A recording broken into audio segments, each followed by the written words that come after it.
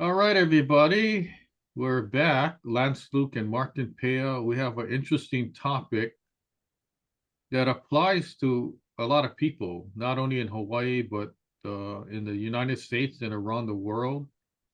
We're going to be talking about coastal erosion around the world, the vanishing shores. And thank you for those who signed up and are logged in on our Zoom platform. Welcome. And then also those of you who are on social media, we're restreaming on Facebook, LinkedIn, and YouTube.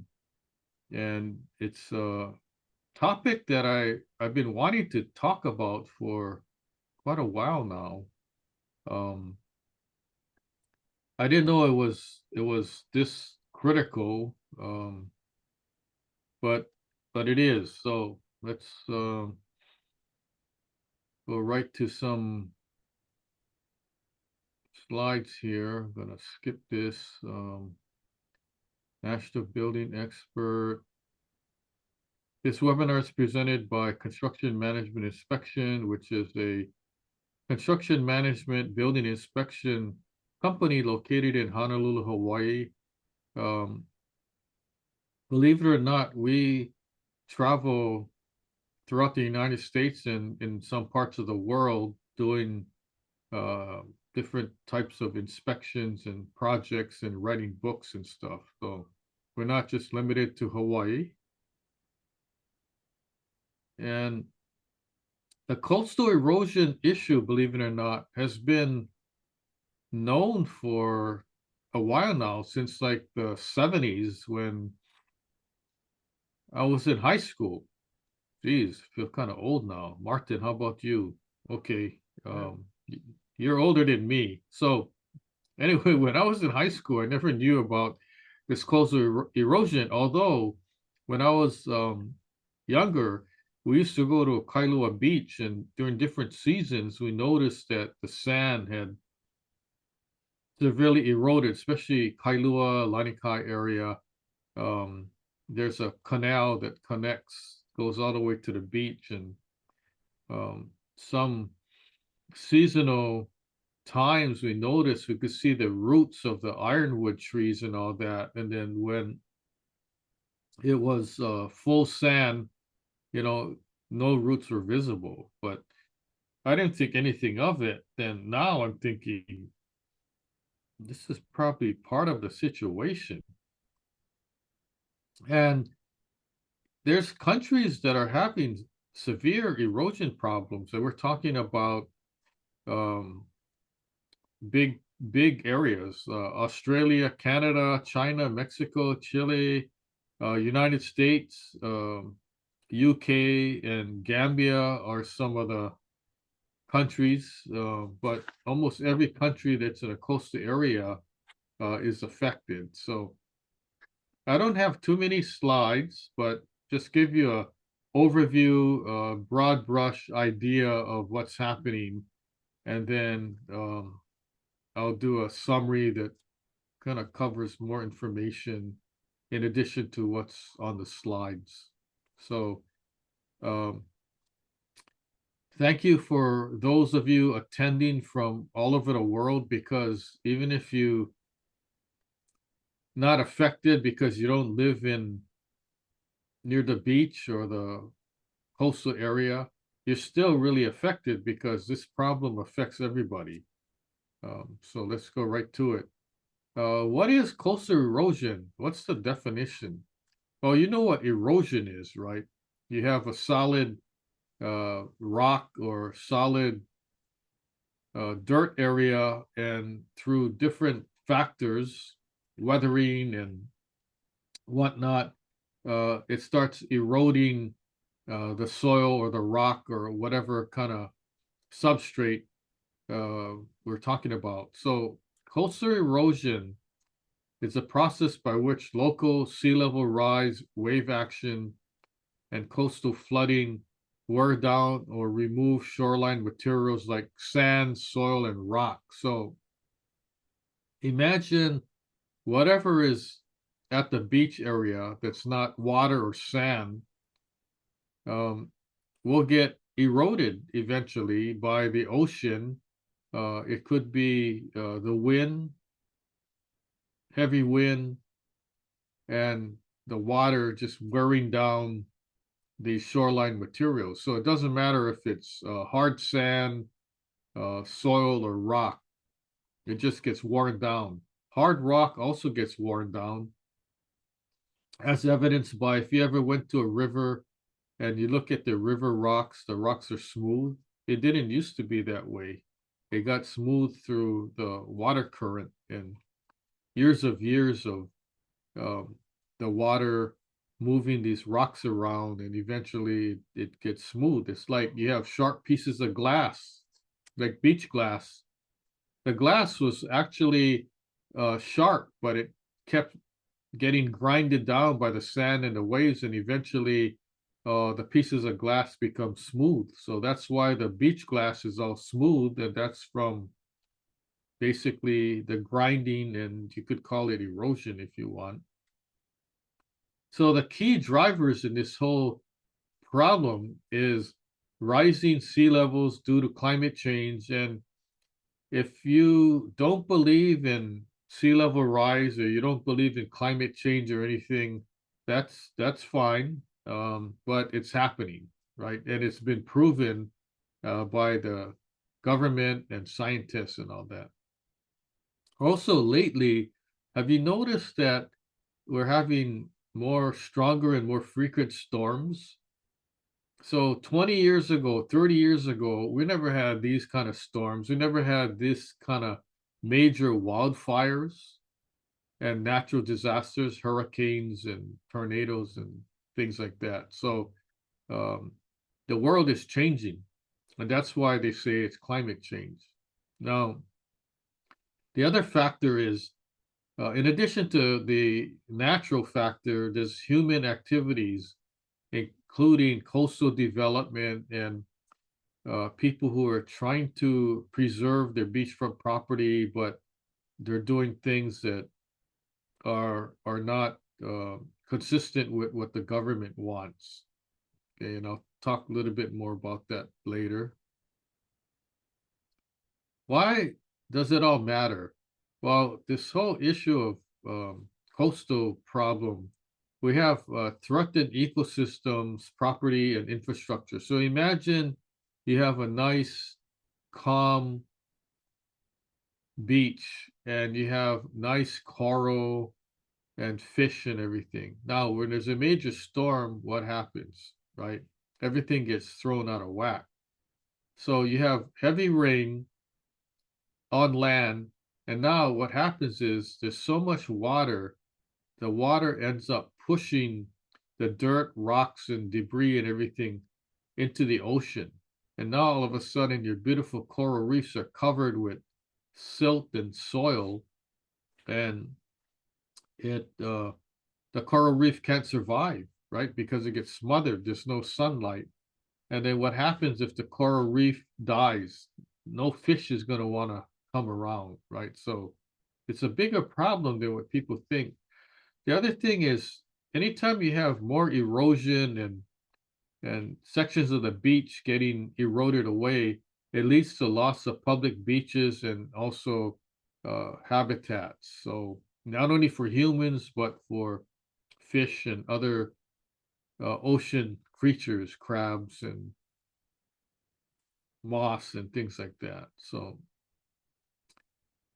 key factors driving coastal erosion. There's natural factors, like I mentioned, there's wave energy and seasonal patterns. Um, Last year, I was up at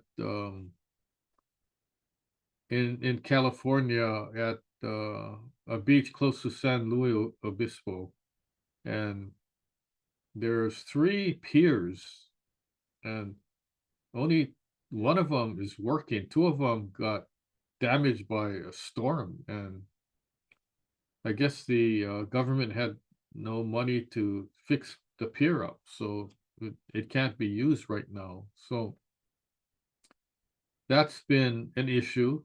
And then also climate change effects, rising sea levels and stronger storms create more havoc toward um, not only the beachfront, but also any kind of structure like piers, bridges, roads, and those kind of things. Hard structures like seawalls and groins disrupt natural processes. And you could see that in different beaches, and that's a human factor.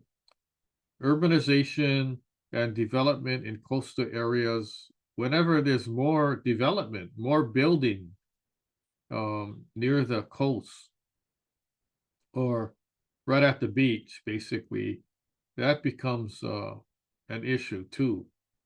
Okay, now is I guess it's human nature. People like the water; they want to be there. Waterfront property, oceanfront property, beachfront property. You want to live in a condo that has nice views of the ocean, and it's all over, everywhere. Every big city you go, there's these high-rise buildings, office buildings, and condos that have nice views of the ocean, and they're built either right on the ocean,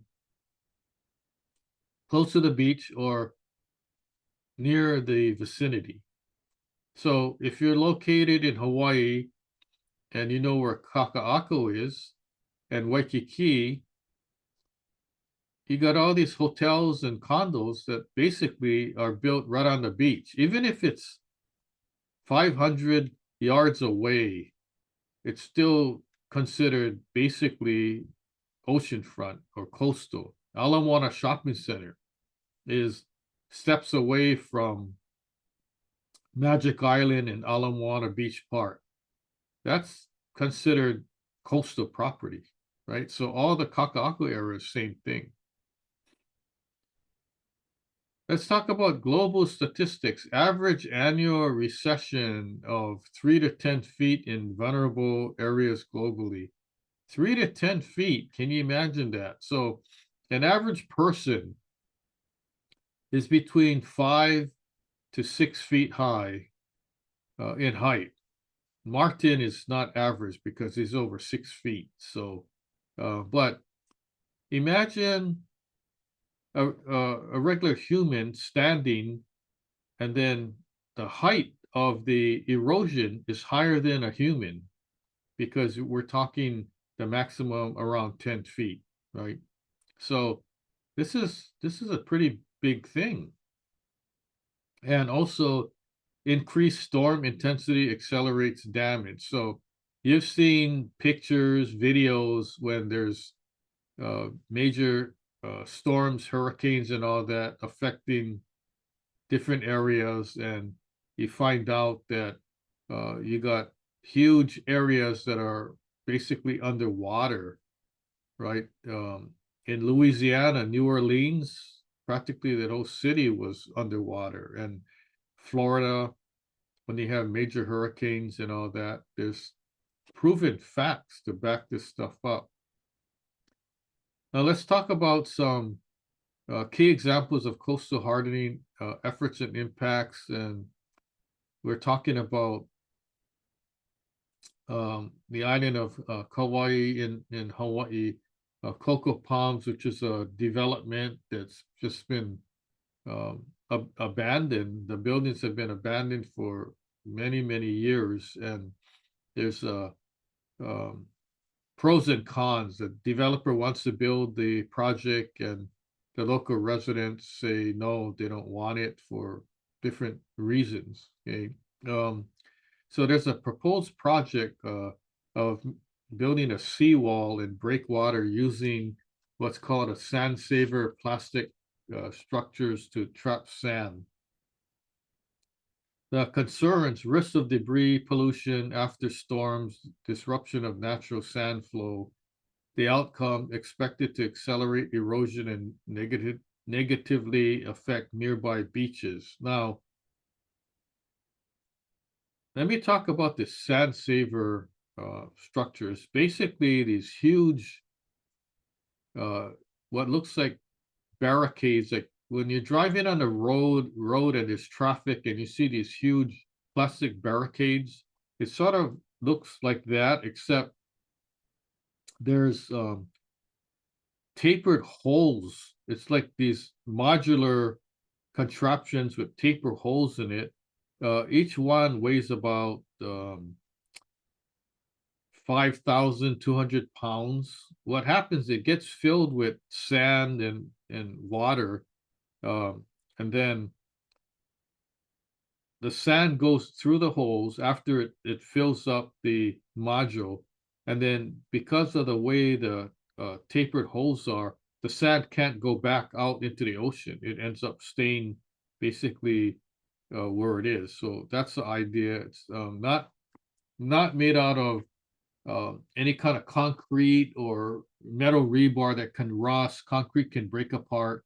Um, so it's an idea. I mean, in 19 between 1960 1970, this company that invented it, there was a different name called Sand Grabber, and then in 2011 it changed to Sand Saver. It's basically the same kind of principle of kind of saving the sand and not having it kind of wash away and erode away. Okay.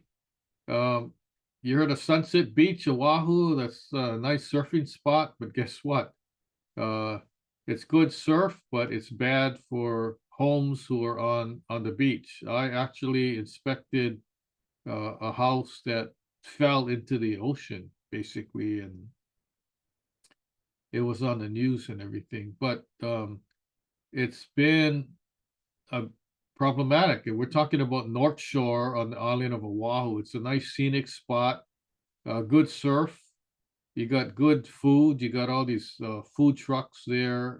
But the downside is you have this erosion problem.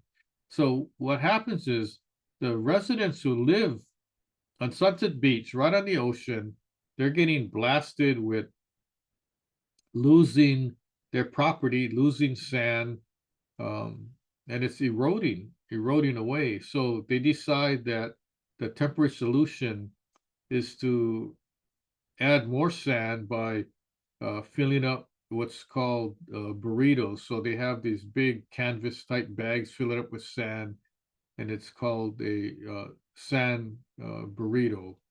And you know, you don't eat it; it's used to secure your property. So it's placed in front of homes to reduce erosion.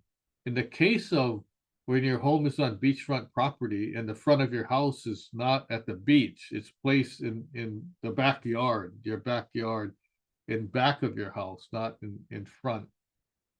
Now, I understand people need to protect their house and property, but the legal issue is there's a law in Hawaii that prohibits permanent shoreline amarine.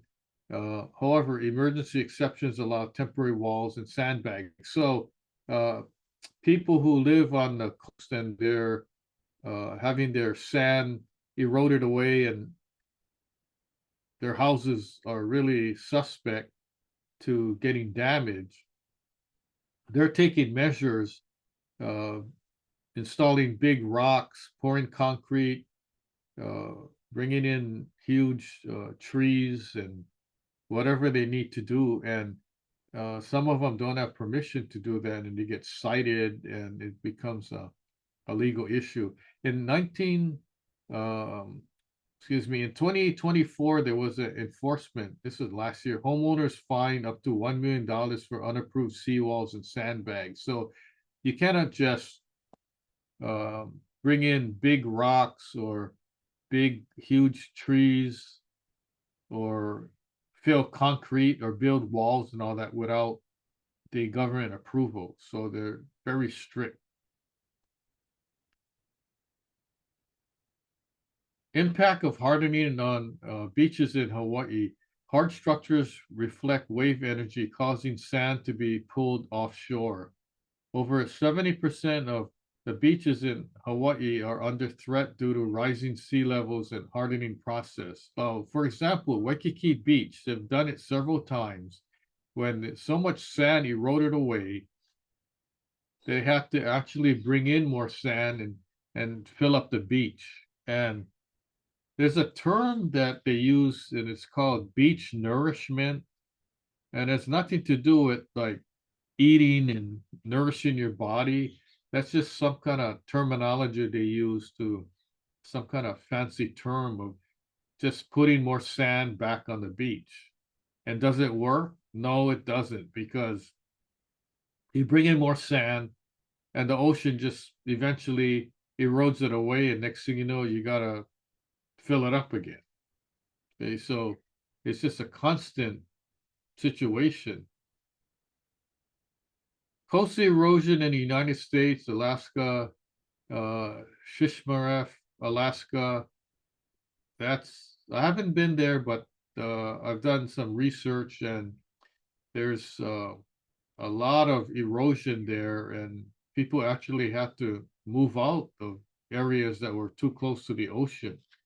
I also heard from somebody that this is a good place for looking at northern lights and things like that. So that's just something that I wanted to present.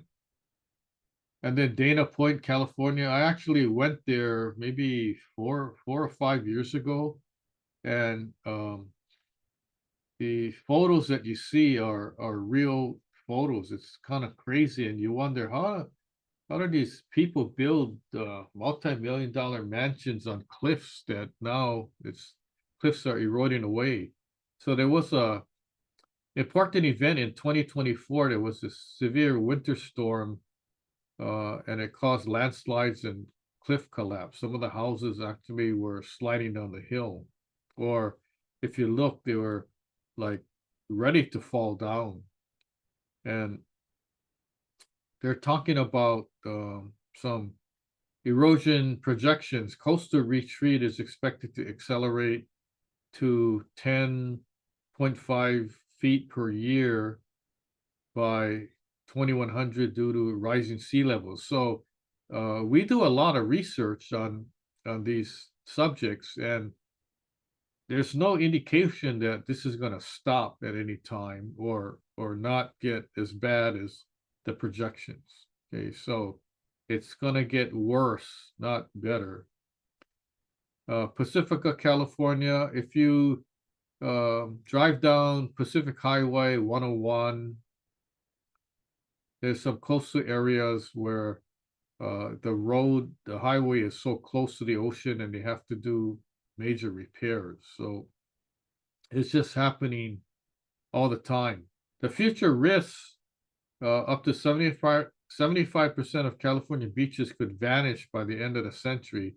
That's a scary thought. And what happens with the people living in the coastal areas, right? What do they do, right? You can't just pick up your house and move it up on a mountain, right? Unless it's a mobile home or something. Here's a global perspective on coastal erosion. In Germany, there's erosion at a rate of 3 feet per year with significant cliff collapse.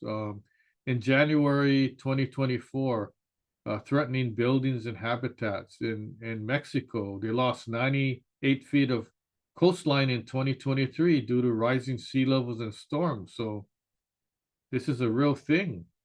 Leaving the village on the brink of disappearing. In Fiji, faces 4.9 feet of land loss per year. The government's relocating vulnerable communities and providing financial support through a trust fund. Okay, that's good. And Venice, Italy, rising sea levels. But Venice, Italy, the Venice, and I've been there, and it's not because they have millions of tourists that the area is sinking. It was built actually on these wooden stilts. So the Venice city is actually floating on water, basically. So if you look further and investigate, that's what's happening. So eventually the wood may rot and buildings gonna start sinking. Alternatives to hard structures, green infrastructure solutions, beach nourishment, which is bringing more sand in and filling it up, dune stabilization, wetland restoration. This is all things that could help. Green solution advantages, preserve natural sand movement, reduce long-term erosion risks, minimal environmental impact compared to hard structures. So what we're talking about is you don't just go and build walls or pile big rocks because you're changing the way the waves hit the shoreline. So once you start making these changes, then you're making things worse in a majority of the situations. So basically, um, let me briefly let you know where I'm coming from on this and some more information. So there's definitely climate change, wave energy, and human interference, as I mentioned before. The global hotspots, right, of coastal erosion, we're talking about Hawaii, Alaska, Venice, Germany, Mexico, and basically anywhere in the world that has coastal areas are affected. Okay, the impact of erosion on ecosystems and communities, loss of land, loss of property, loss of value to your property. There's an economic strain because what's happening with tourism, fisheries, and any kind of business that's near the ocean, near coastal areas. You're going to have loss of habitat, cultural displacement.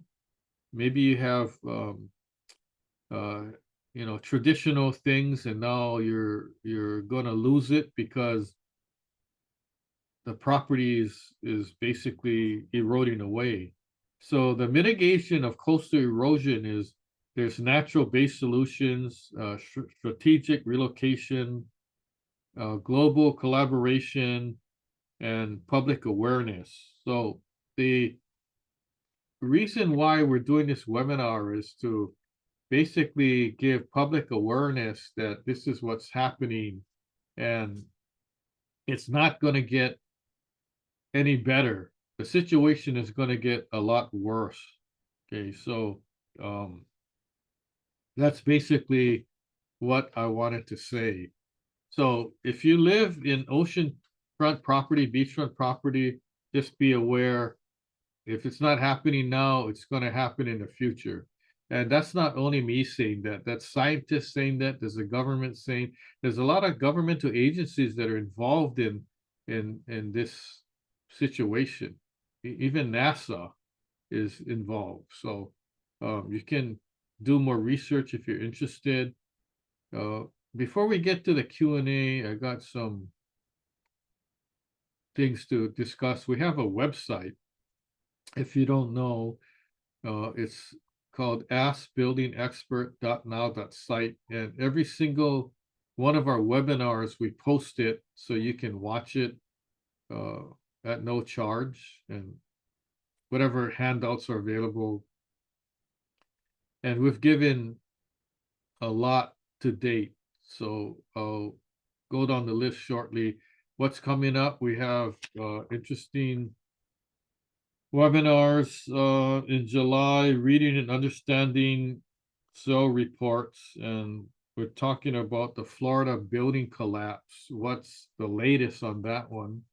And then in August, what happens after a flood, remediation versus reconstruction? And then we just added, or we're going to add another important webinar in August. The subject is going to be what is the definition of good workmanship in construction? And that's going to be an important one. And then if you go to our website, we have a whole list of other webinars that we're giving, but that's what's coming up. And then if you visit our website, askbuildingexpert.now.site, we have many websites. We call it expert websites of different topics from asphalt, fire life safety, painting, waterproofing, concrete spalling, contractor licensing.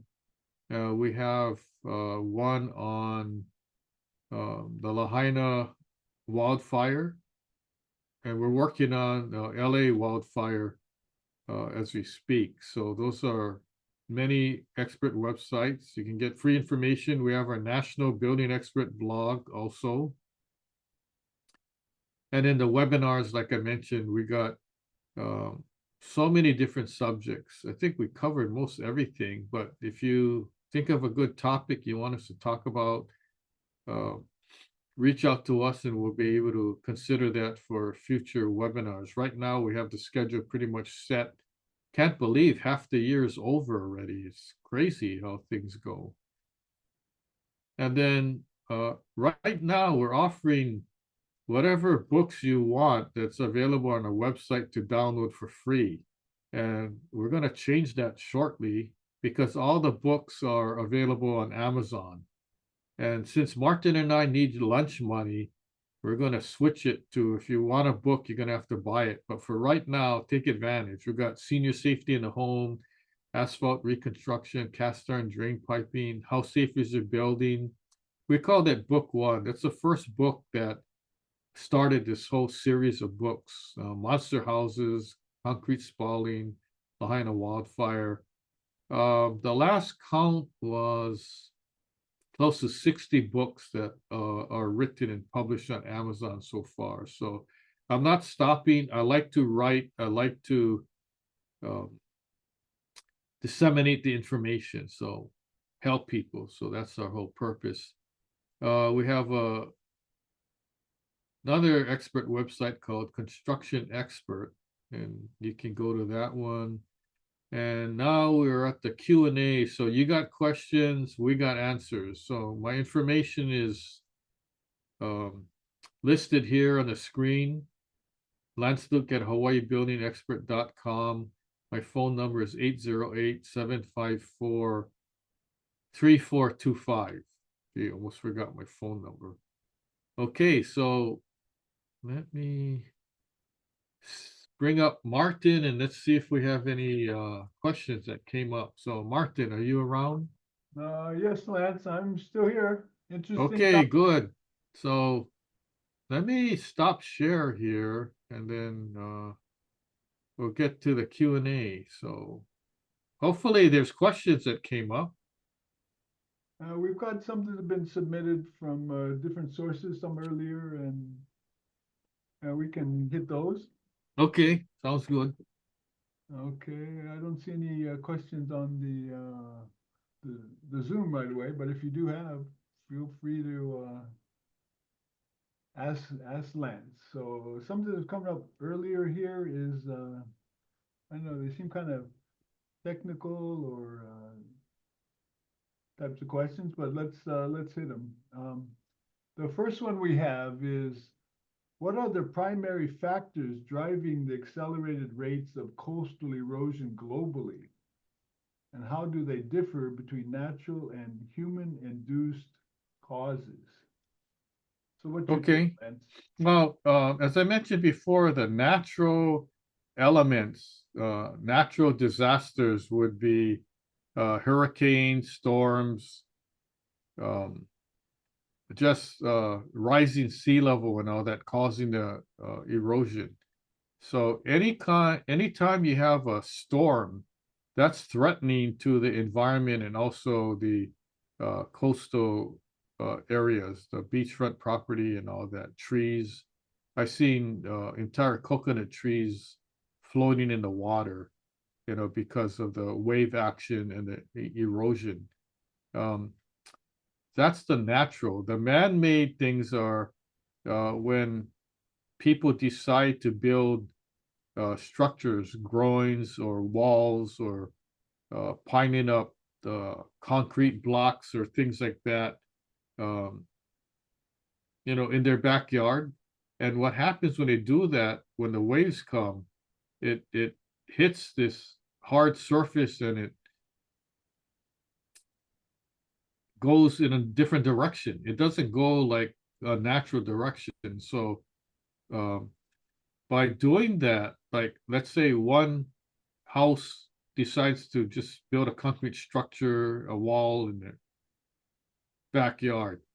What happens is the waves get deflected. The next thing you know, the neighbor that doesn't have that, his backyard starts eroding further because the waves get deflected from one house wall and ends up damaging the other guy's yard. And it may not happen like right next door, but it may happen a couple doors away. So things like that could happen. So it's man that decides to do these things, and sometimes you don't know which is right and which is wrong. The law says you can't do that, but then how are you going to save your property? And the government's not going to go buy up every single beachfront property and relocate these people at the government's costs. First of all, the government doesn't have enough money to do that. Secondly, that's not really a governmental issue. The government's saying, hey, you're the one that bought the property. You wanted beachfront property, so this is your problem now. So, in retrospect, the people didn't know how bad it was. And so I think the government should kind of help out, but I'm not sure help out in a way that you're gonna expect the government to buy your property and buy you another house somewhere else that's not near the ocean. I don't think that's gonna happen, but we'll see. But interesting question. Oh, yes, definitely. Okay, let me hit you with the next one that's coming here for a more local kind of question is how does the erosion of beaches in Hawaii, like Sunset Beach, impact local communities, tourism, and ecosystems, and what sustainable measures are being taken to address it? Hmm.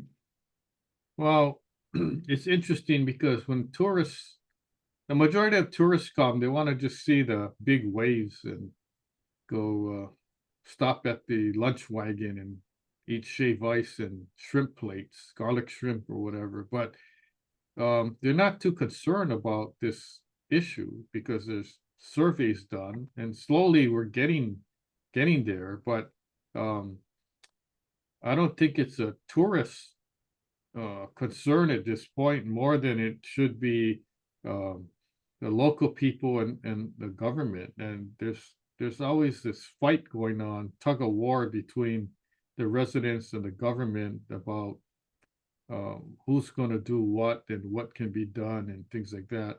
People have a right to protect their property, but there's also these environmental laws that come into play as well. That's why the case ends up in the court and let the courts decide what to do. So hopefully that answered that question.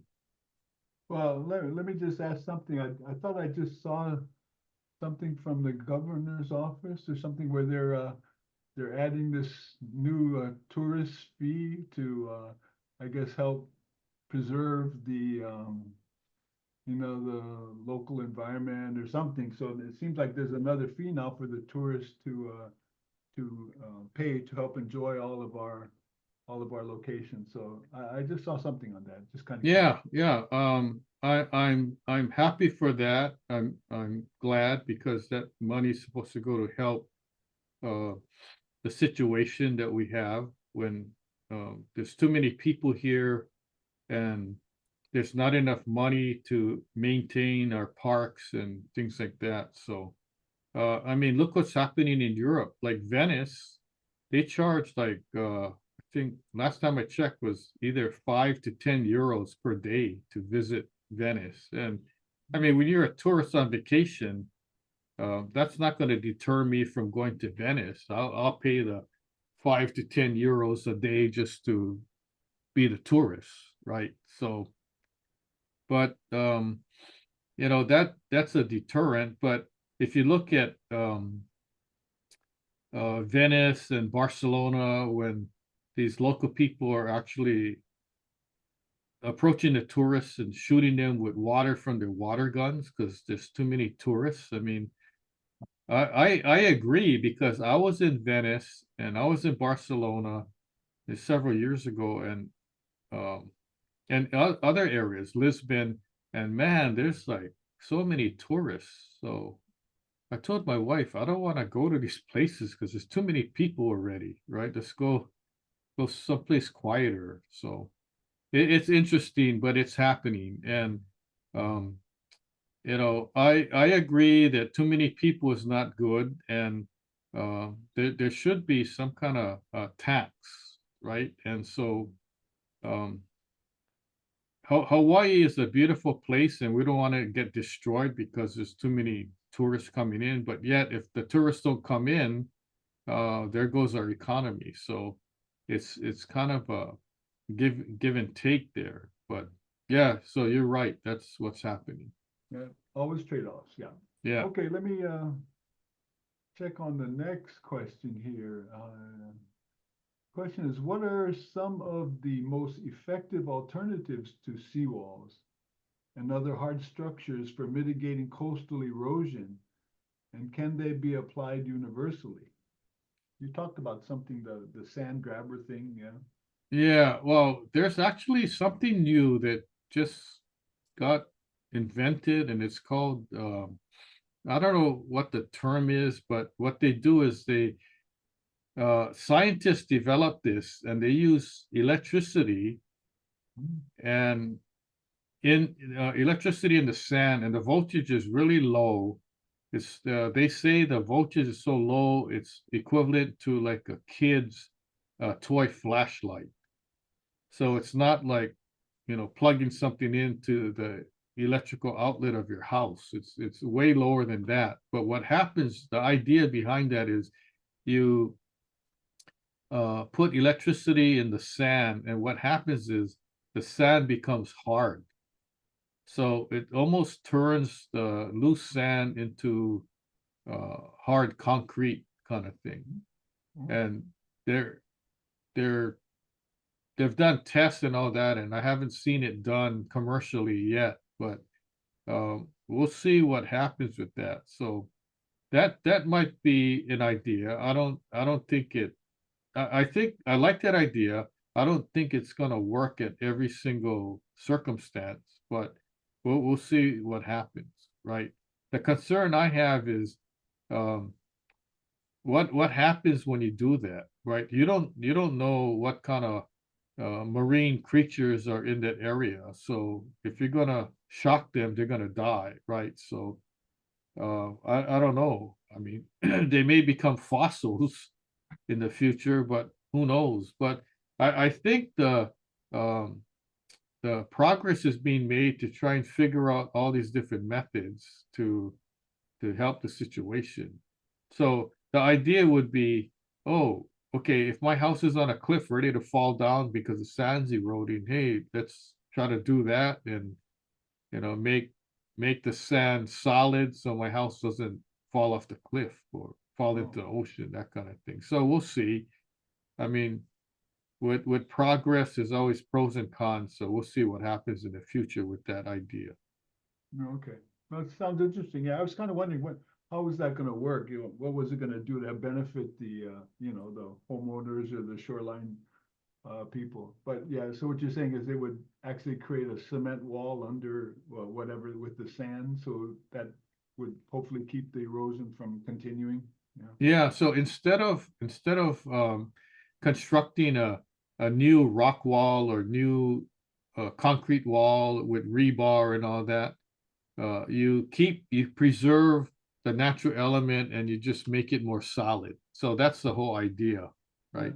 sounds interesting. Yeah, yeah. I mean, you build a wall of sand and then you electrify it and it becomes a solid wall, something like that. Yeah, so we'll see what happens. Hmm. Oh, interesting.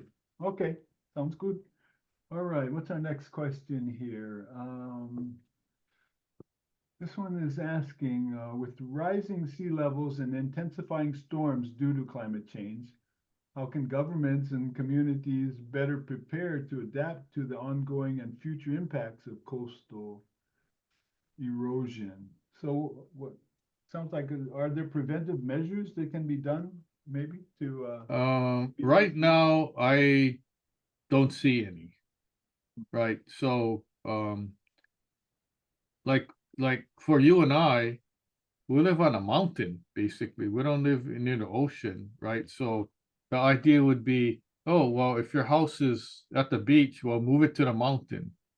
Well, it's not like that. You can't just come out and say such a thing because realistically that's not going to work, right? You can't pick up a house or building and relocate it. First of all, where's the like if you live in Hawaii, where's the land you're going to move your house to, right? If you can even move your house, right? Let's say you can't. Well, what do you do? So the idea would be, well, I mean, if it's so bad, you're just going to have to leave your property there and kind of expand it further away from the beach. But how do you do that, right? When there's a road right there. So the government's talking about relocating roads that are too close to uh, the coastal shoreline and moving it inward. But can you imagine how many millions of dollars it's going to take?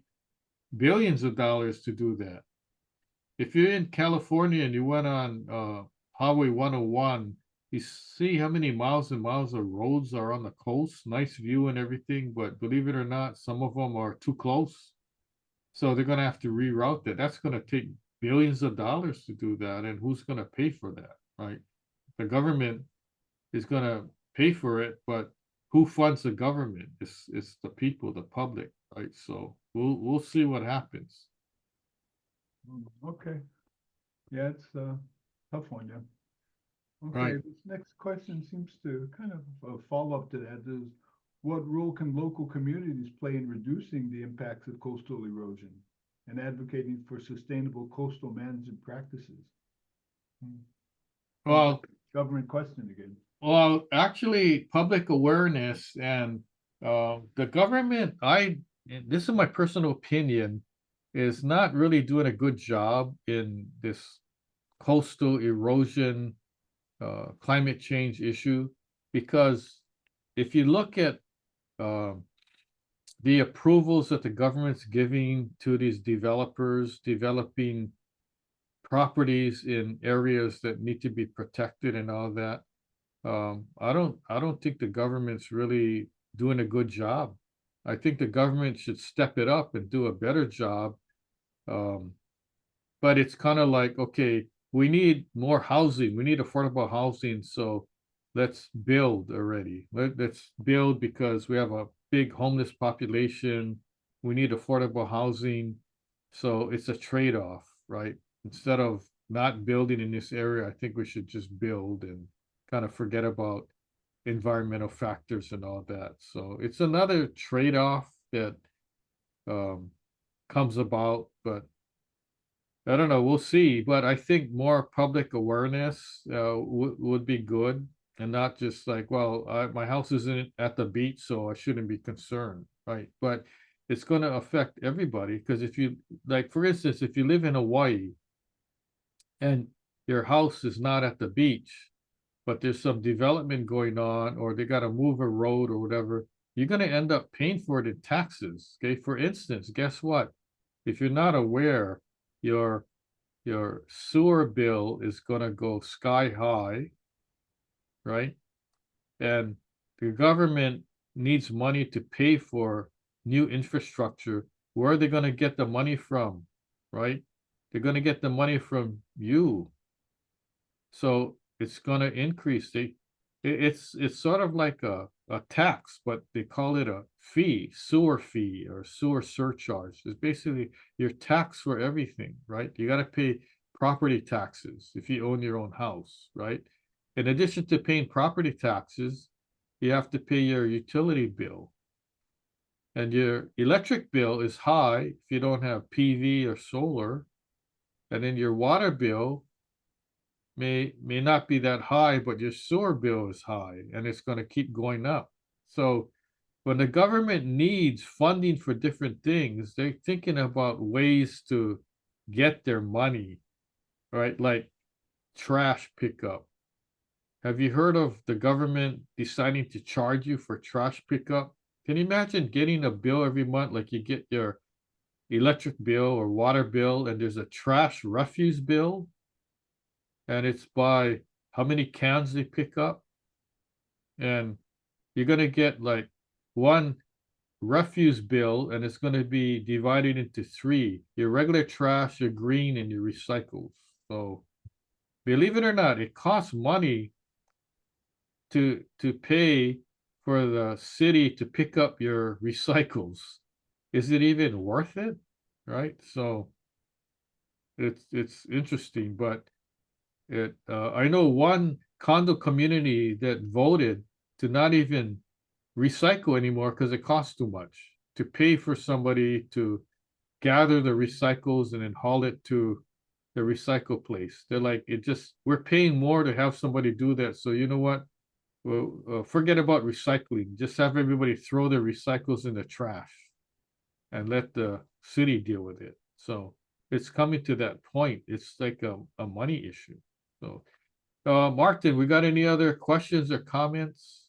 Oh, no, that's all that I see. But like you say, everything comes down to a money issue. Doesn't matter what it is. Yeah. So, and if you don't have it, well, they're going to give you a tax or increase your fees. So that's the way of the world these days. Yeah, that's right. So if you guys are interested in this coastal erosion thing or sea level rise and all that, there's movies that are out there, and I heard of people making more movies. And if not movies, if you go on different websites, they have these models, these like 3D models of what's happening. And I've seen the one in Hawaii where they show like Waikiki and Kaka'ako all underwater. I mean, it's kind of scary when you see these models and they superimpose the water on the map and stuff. And um, but it's true. I don't see it not happening in the future. So, but something's going to have to be done. And in these resort areas, and I'm not only talking about Waikiki, every island has their own resort area that's on the water. What happens to these areas in the future, right? I even looked at the same similar map in the United States, and um, almost all of California was underwater, and Florida and all that. So um, it's kind of scary. I've even seen another map where they had a future earthquake at the San Andreas Fault, and um, half of the state of California ended up landing in the water because of the earthquake, and then you only had the inland part that was still left over. So probably there's going to be a movie about that. You know how these movie producers think about these kind of things. Right now, it's going to be Jaws and other scary movies like that. But I So heard, Lance, these sound like simulation systems to kind of predict how it's going to look or along the coast in whatever 5 years, 10 years, 100 years, and whatever kind of thing. Yeah, that's what right. it sounds like. Yeah. You have a site for that? That'd be something. I don't have it offhand. I just found some sites online. Yeah. And then the scary one was the nuclear bomb. When there's a nuclear war going on and every country starts sending off their nukes, Mm. and there's a site I saw for that, and you look at like parts of the world gone, and it's kind of a gruesome sight. But You're I right. I was mean, those are all simulation models, and you know where those are coming from now?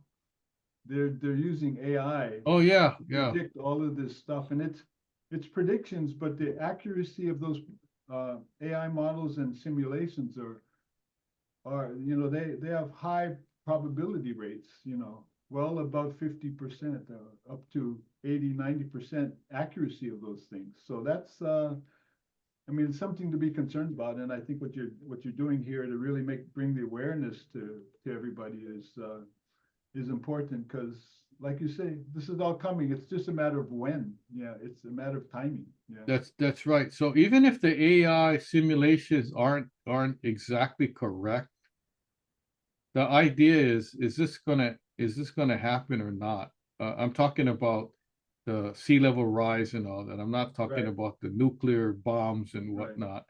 Um, so we'll see, right? But um, getting back to the topic at hand, it's not going to go away. So just be more aware and do your research. And we spend a lot of time and money doing research on our topics, so we can provide you valuable information that is fact checked and it's true. So that's where we come from. We don't want to be um, giving a webinar where we're making up stories and not giving you correct information. So I know it's about time, so we want to thank you for attending our webinar.